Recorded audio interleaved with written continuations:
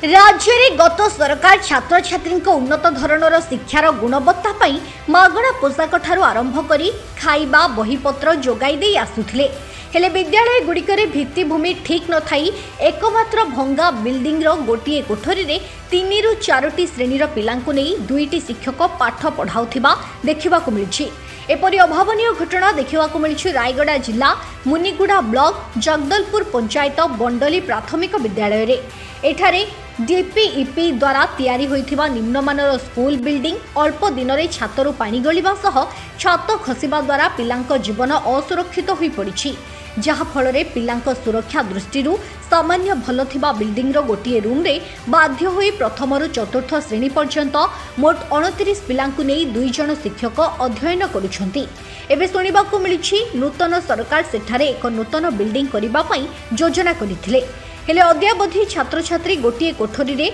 हो हल्ला होई शिक्षक माने किपरि पढ़ाउछंती एवं पिला माने किपरि शिक्षा ग्रहण करुछंती ताहा शिक्षक द्वयଙ୍କ मुंड व्यथार कारण होई बसिछि। सरकार एथिप्रति दृष्टि देई श्रेणी संख्यानुसायी बिल्डिंग निर्माण करी सुरक्षित भावे पिलामानंकु शिक्षादान देले छात्र छात्री मानंक शिक्षा क्षेत्र रे उन्नति घटिबो। पंचम श्रेणी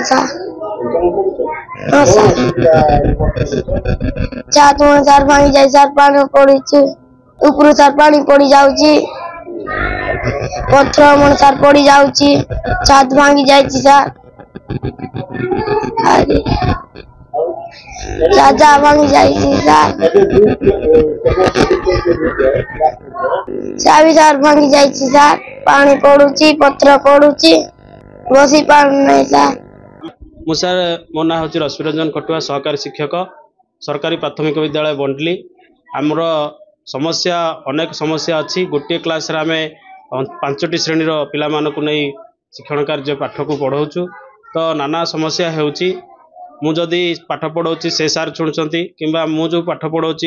1 2 को से 5 6 मध्य शुणिकी डिस्टर्ब होउचंती। गोटे रूम रे आपनकर 5टा क्लास आगे आगे 5टा क्लास हमर अच्छी तो आमे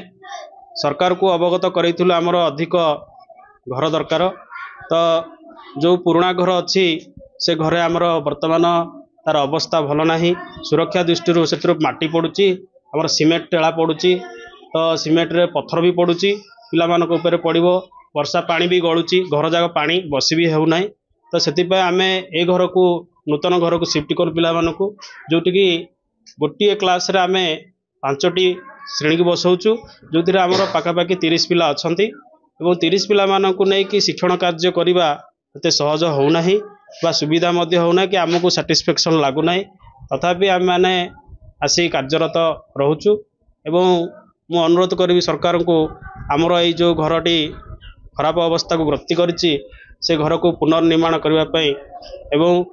ये नूतन घर मध्य तार ताजा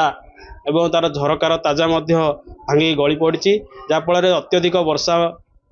छिंचड़ा बाड़े आमर क्लास रूम पानी पशुची पिला माने बरंडार बसी खाती किंतु आउ एवं संभव होना आम भी वर्षा अधिक हेल्ले श्रेणी गृह खाଇବା व्यवस्था करुचु सेठी बसिक पिला मानू खाଇବା दउछु। प्रशासनिक स्तर में जदि आमर ये जो डैमेज होइतिबा घर किंबा आमर असुरक्षित घर गुड़ी को पुनर्बार रिपेयरिंग व्यवस्था करी आम मानकु एक नूतन घर व्यवस्था भल घर करेंगे तो आमे मध्य उपकृत होगा सहित आमर पिला माने शिक्षण कार्य बाधा हेब नाही एवं आमर जेहेतु ये गोटे गाँव गोटे स्कूल अच्छी परिसर तो ये गोटे भल परिवेश शिक्षण परिवेश वातावरण सृष्टि हो पार तो आमे माने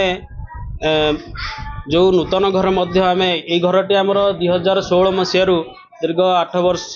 10 वर्ष हम ये कार्य होची मात्र गोटे घर 50 वर्ष जाए किंतु ये घर अवस्था एत निम्नमानर काम होइछि जे तार ताजा गुड़िक एवं तार झरका ताजा भांगी जवार वर्षा पानी गलुची एवं आम पिला माने असुरक्षित अनुभव करुचु पानी तो गलुचु बसी पारुना वर्षा दिने एवं से सीमेंट फाटिक गोटे गोटे पड़िबार आम असुविधा भोग करुचु तेणुक यथायथ प्रशासन जदि कार्यानुष्ठान नेबे तो आम मैंने पिला माने एवं शिक्षक माने उत्तम शिक्षा वातावरण दे शिक्षा कार्य संपादन करे। मुनिगुड़ारू सुशांत बेहेरांक रिपोर्ट उत्कल मेल टीवी।